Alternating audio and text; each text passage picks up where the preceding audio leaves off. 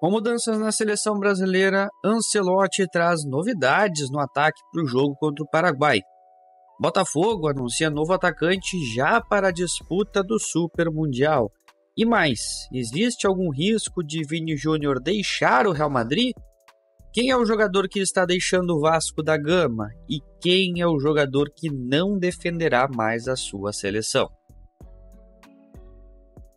Fala pessoal, tudo bem com vocês? Sejam bem-vindos para mais um vídeo e se tu não me conhece, muito prazer, me chamo Paulo Jubim e hoje vou repercutir junto com vocês as principais notícias do mundo da bola no âmbito nacional e no âmbito internacional. Mas antes, não se esqueça de deixar o seu like, se inscrever no canal e comentar qual das notícias a seguir será ou foi a mais impactante na sua opinião. Então vamos a elas.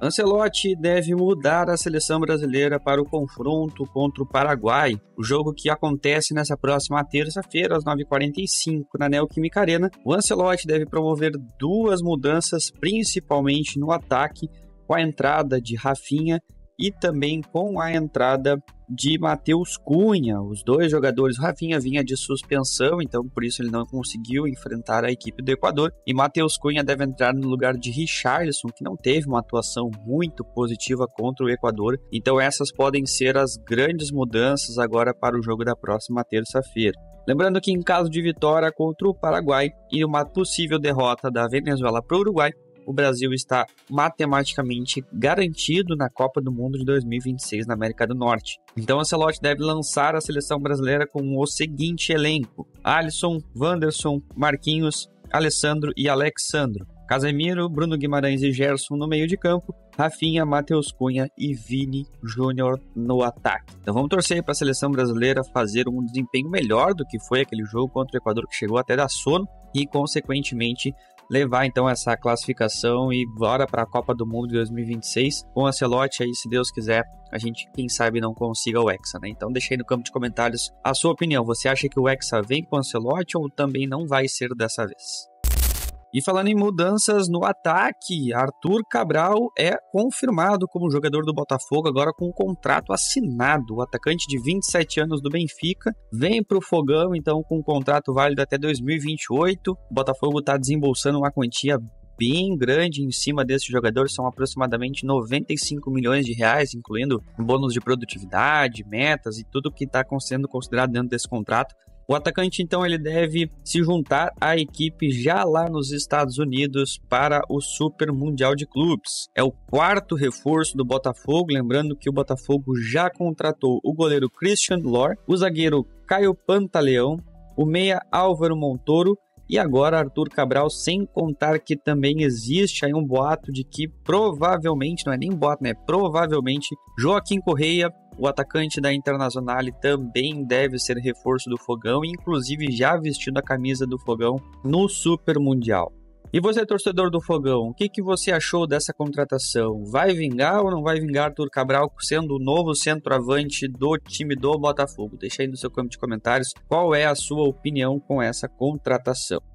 Enquanto outros jogadores estão chegando, alguns outros jogadores estão em dúvida se vão permanecer nos seus clubes ou não. E este é o caso de Vini Júnior, exatamente o astro da seleção brasileira, está em dúvida se vai ou não continuar dentro do Santiago Bernabéu. Claro que aqui eu estou sendo um pouco sensacionalista, a gente sabe que é bem difícil do Real Madrid perder o seu astro aí para o mercado, mas a questão principal é o entrave entre as diferenças financeiras em que o Vini Júnior está exigindo na sua renovação e quanto o Real Madrid está dispondo para renovar com o atacante madrilenho. A proposta dos merengues então foi de 100 milhões de euros até 2030, isso de acordo com a imprensa espanhola, e a mesma imprensa já havia até confirmado que estava tudo certo, que estava tudo confirmado, que Vini Júnior iria então renovar o seu contrato, mas pelo que está sendo dito por aí, não é bem assim. Vini Júnior não gostou dos valores apresentados e é claro que agora a negociação esfriou, muito por conta que o Vini está na seleção brasileira e o Real Madrid está focado aí no Super Mundial de Clubes. Mas vão disputar então o Super Mundial com esse imbróglio, sem saber se Vini Júnior vai ou não renovar. Provavelmente vai, né, gente? Não tem nem como a gente cogitar uma possível transferência do Vini Júnior assim de graça, isso não tem nem a menor possibilidade de acontecer, mas aí eu acho que o time do Real Madrid vai ter que abrir um pouco mais a mão para deixar o seu camisa 10 no Santiago Bernabéu.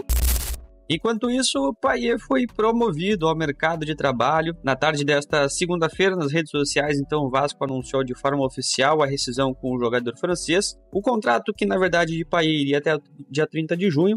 Os dois aí só simplesmente anteciparam a parte da rescisão, porque já estava certo que não haveria essa renovação. Então, o Payet, assim, junto com o Vasco, então concordaram em fazer essa rescisão até para evitar âmbitos mais burocráticos e deixar o jogador livre e também, é claro, aliviar uma folha salarial de R$1.300.000, que era o valor que o jogador recebia mensalmente ali pela equipe Cruz Maltina. Então agora o Vasco então vai poder então utilizar este valor aí para contratar novos jogadores, dar aumento aí para quem puder dar dentro do seu elenco. Mas Payet vai então deixar o Vasco com 77 jogos, 6 gols e 16 assistências. Não são números ruins, mas enfim, Payet não é mais jogador do Vasco.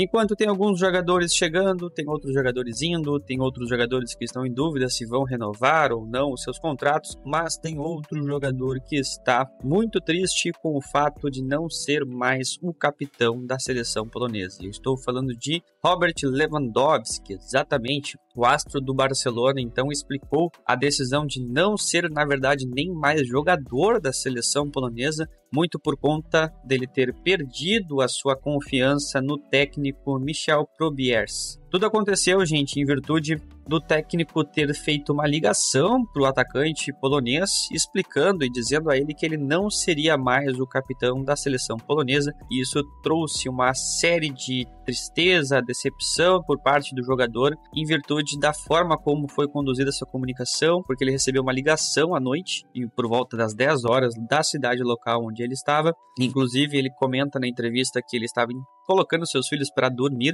Foi quando ele recebeu a ligação, durou alguns minutos essa ligação e ele foi comunicado então que o meio-campista Piotr Zielinski seria o novo capitão.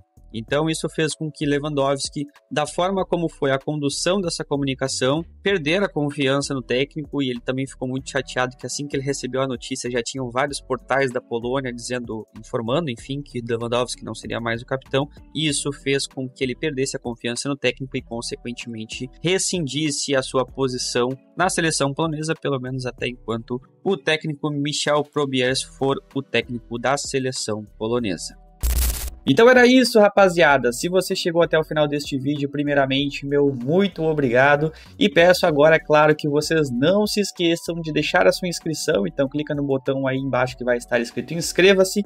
Também não se esqueça de deixar o seu joinha, que é muito importante aqui para o crescimento do nosso canal. E claro, deixar aqui no campo de comentários qual a notícia ou qual foi a informação que mais impactou, que foi mais importante na opinião de vocês. Fechou?